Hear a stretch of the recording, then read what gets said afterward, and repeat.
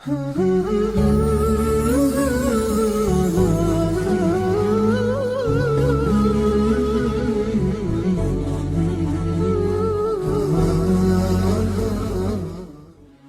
مصری رو گفتن تو خیلی شادی، خیلی تو انرژی داری. ذنون مصری یک درویشی بود. دقت کنید، خیلی جالبه کلامش. گفت تو چقدر انرژی داری آخه؟ تو نه یک پول داری، نه یک مایل داری، نه یک آیتم موفقیتی داری، نه پست و جا و موقعیت اجتماعی داری، هیچی هم نداری. تو چرا اینقدر شادی؟ میدونی چی گفت؟ گفت من چرا شاد نباشم وقتی همه دنیا به وفق مراد من میچرخه؟ گفت استغفر الله، دنیا به وفق مراد انبیا نچرخیده، به وفق مراد تو میچرخه. این چه ادعاییه؟ چی داری میگی تو؟ عزیز دل من خودم رو، خواسته خودم رو در خواسته الله ادغام کردم. شادی خودم رو در شادی الله ادغام کرد. اصلا عبادات شده طبیعت ثانویه من هر چی که الله بخواد همونو میخوام. هر چی الله بخواد، هر چی الله برام برنامه‌ریزی بکنه، غم بیاد، شادی بیاد، مشکل بیاد، رشد بیاد، موفقیت بیاد، هر چی بیاد، من از چارچوب الله